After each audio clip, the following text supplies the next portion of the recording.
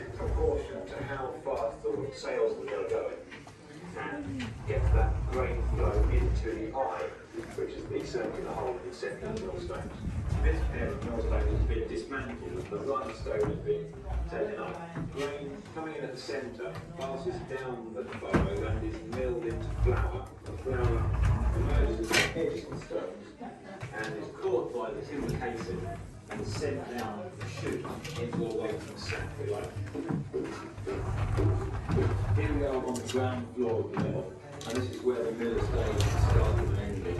With the mill started, we would move over to his working area where he could adjust the amount of grain going into the stones by the twist peg, and using the tentering screw, the gap between the millstones, which would adjust the fineness of the flour that came down the spout and into the waiting set. All different designs in this mill, all three different. That group has just come down, haven't they? I don't know, I think they just came through that door. Oh, right. I don't think they came down. So we've still got two groups upstairs? I think so, yeah, no one's come through. I think what we'll do is we'll start talking in here. The moment it frees off, we'll go up. Okay. The main shaft, the great spur wheel, has the ability to drive out three stones that we have here in the Burwell Windmill. The original stones on this side, a brand new set waiting to be installed, and a redundant set which we've partly taken out to give access so people can get in there. If you look at any one of them, there's what we call a stone nut, which is a smaller cog, which is lifted clear of this cog, the spur wheel at the moment, so it's disengaged. When required, when the mill stop, they drop that cog into place to engage the gears of that particular stone. So this one's over running set, that one we shrank the mill right to running condition it. The other things to note in here, we've got sack hoist. We're lifting sack.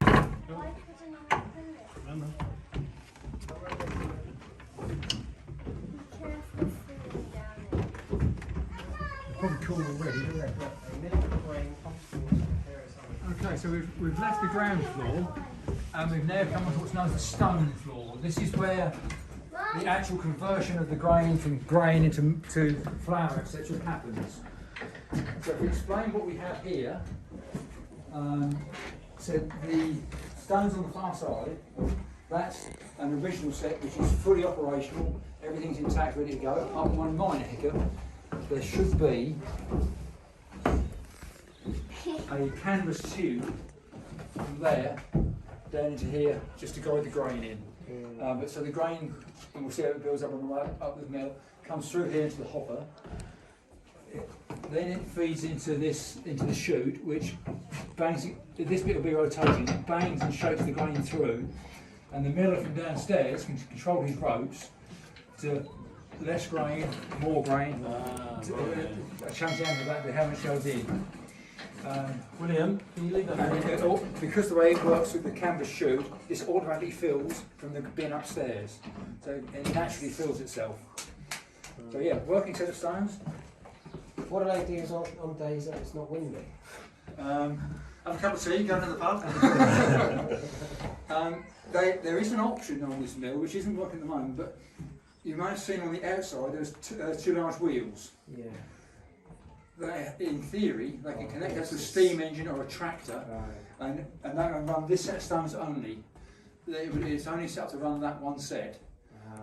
In times of no wind, so they could still mill. But that's non-function at this stage. It's one of them projects where we're trying to get it working again. So the mill can still mill now? In theory, yes. Right at this stage, if that chute we're in, we have everything here to mill on that stone. But does it though? Do you ever run the mill? We haven't actually milled for real for about 2 years because of COVID. Nobody was in and health issues, etc. We hoped to be milling by today, but it's just we've already missed it by a couple of weeks. So we're certainly during this summer we intend to be milling again. Okay.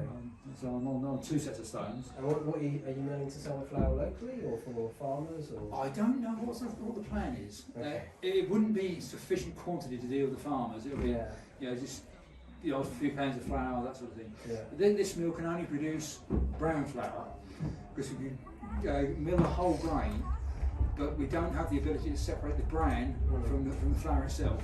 That's something the thing called a bolter, which somebody nicked from here in the 1950s. It used to hang above where you're standing there. Oh, okay. And this is the original drive shaft for the bolter. It's basically a series of sieves, but it went walkabout in the 1950s. So one day we'll hopefully get another one. Yeah, so this one, this set of stones, we call them the new set, but they're actually an old set that's been reconditioned by a millstone company, just waiting for it to be finally balanced by the millwright before we can run it. That set, well, that gives you an example of how they're cut for milling the stones. That's where the two faces run together. And the one that's been decommissioned here, you can see how badly worn that was and how absolutely knackered it is. They should have nice clean cuts on like that, and it's worn so badly. Yeah. So there's always two sets of stones then? In this mill, we have three sets. We've got two sets and the decommissioned set. Some mills have one. Oh, so that's another set just there? There was another set here, Yeah. but we took the top one is off to expose to show what it looks like. and to give us a walkway. Right. Gives us a walkway. So this particular mill had three. Yeah. Some only have one. There's places with 4 and 5. Big towers. Sort of one set of stones to one windmill. No, this one has the 3. It wouldn't surprise me if they only ever ran 2 at any one time. They had the third one out for servicing. And then it kept swapping around. Yeah. The redundancy. And how many people be working in the mill at any one time then? 2. Normally the miller and his boy, as he was known, the young lad. The road. That'd be you. That'd be you, Finn.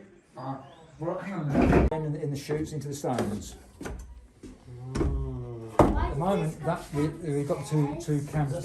That's the pulley, isn't it?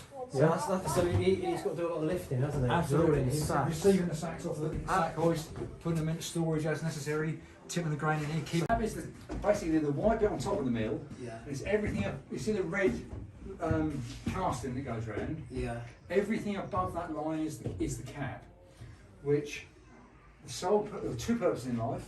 One is to transmit the power onto the vertical shaft. We'll tell you how it does that in a minute. The other thing is to make sure that the sails are always pointing directly into the wind.